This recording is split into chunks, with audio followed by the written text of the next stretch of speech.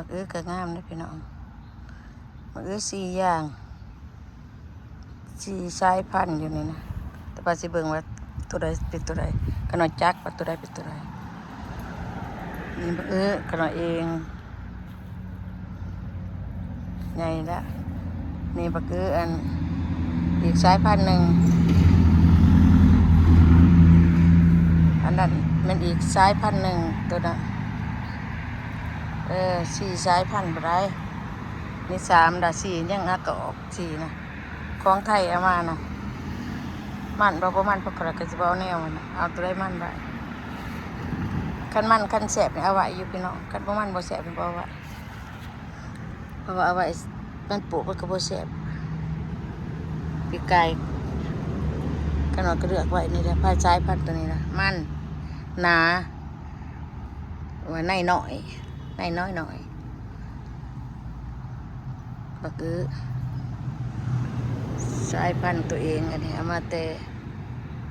ตึกตำบันนะอยู่ในนี้นะปลูกตลอดกินแซ่บมันบ่เป็นเส้นบ่เป็นหนังขนาดมากก็เก็บไว้ตะกี้มีหลายสายพันธุ์ตัดออกยังแต่จุ่มนี่แต่หน่วยสิบ่หลายจุ่มนี่นะแต่เป็นคูปีนี่ก็เป็นประมาณ2-3หน่วย4-5หน่วยนึงนี่นะสายพันธุ์นี่นะเป็นบ่หลายบ่เกิน2-3หน่วยเครือหนึ่งมันมีเครือเดียวมีในเดียวคือว่าละนี่สายพันธุ์ไทยนี่ซื้อมาเป็นช่องจักสิแซ่บจักสินัวพี่น้องเดี๋ยวได้แนวมาโอ้โหมันสิมันหรือว่ามันหรือว่าเป็นอะไรนี่โอ้โหเอามาครั้งแรกปีแรกลองเบิ่งสายพันธุ์นี่ถ้าเราเอาเน็บซอกมันไปนี่เพื่อว่าบ่อยากให้มันลงกันเห็นบ่นี่ถ้าเกิดต้องปลูกเบิ่งน้อยๆมันก็มันเนาะกับตัวมันกับมันตัวบ่มันนี่ตัวใหญ่มันก็บ่มันอันนี้ต้นมักสะเบอพี่น้องเบิ่งดูสิเป็นจังไดมักสะเบอนี่สะเบอที่เอาขวานนะนี่มักบวบหน่อยบวบหอมต้องเบิ่งตัวใดสิได้กินตัวใดสิบ่ได้กินก็น่าจะลองเบิ่งทดลองเบิ่งปลูกตามป่าที่อย่างบ่ได้รักษาหยังเบิดบ่ใช่หยังเพิ่นปล่อยเพิ่นขึ้นมึงดูขึ้นได้เท่าไรก็กินสำนักปลูกจุ่มอยู่ในนี่แหละพวกเครือได้อยู่แถวนี้เบิดพวกเครือได้นี่มัก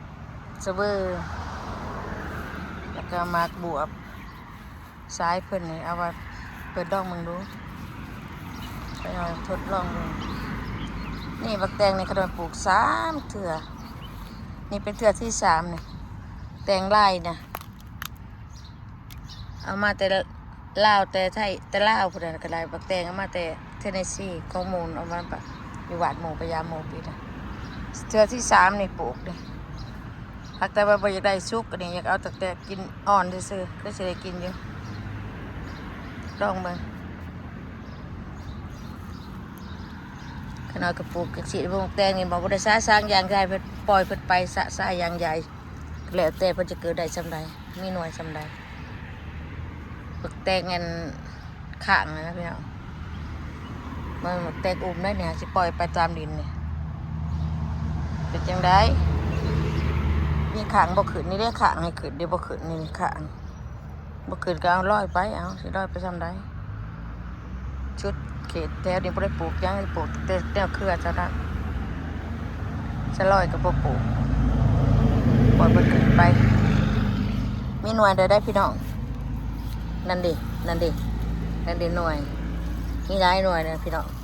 นั่นมีดอกหน่วยได้เห็นบ่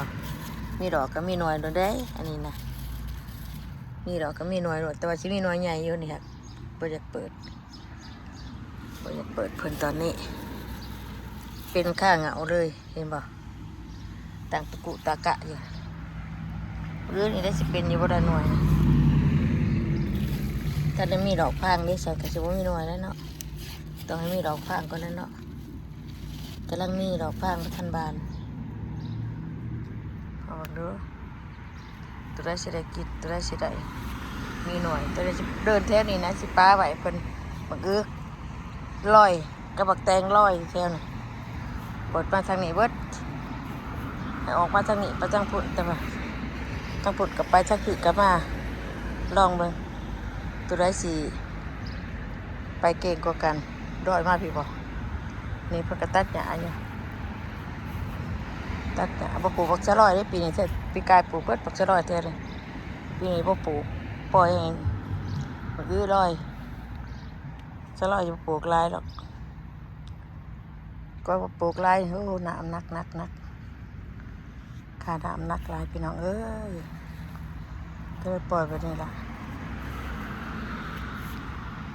จะได้กินหลายได้หน่อยก็เบิ่งเอาเด้อพี่น้องเครือนี่โอเคอยู่งามเลยเนาะบ่ได้ใส่หยังอันนี้นะบ่ได้ใส่หยังคุณพุ้ยบ่ได้ใส่ก็เลยปลูกธรรมชาติ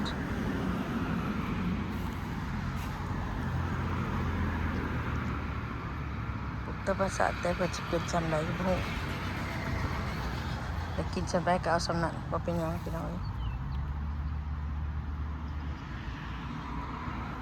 โอเคพี่น้องเป็นนั่นมาเบิ่งกันตอนมันมีหมากมีหน่วยสิมีหลายปานใดเนาะมีหน่อยมีหลายแสดงว่าเบิ่งนับกันพี่น้องบัดนั้น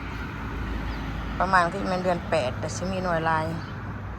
สิจอหน่วยจอหยังก็สิประมาณเดือน8พุ่นน่ะ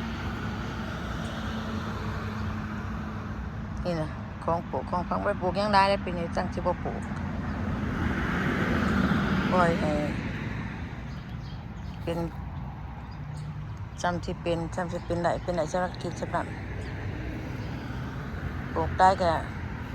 พดก็ไปพดแท้อากาศอยู่ตึกผานี่แหละเพิ่นสิตกมาให้เหี่ยวมาให้ก็ได้มื้อนี้ก็กึ้มมาถีบสงสัยสิเป็นโทรโดบ่ได้ได้ว่าสิตกแตะบื้อวานนี่แล้วบ่ตกโอเคพี่น้องนี่ก็ใกล้ทางมึงดูนี่รถดันอยู่นะกูไปตลาดนี่นะตลาดกับในเมืองนี่โอเคพี่น้องสบายดีเด้อพี่น้องเด้อเอาบายเนาะบาย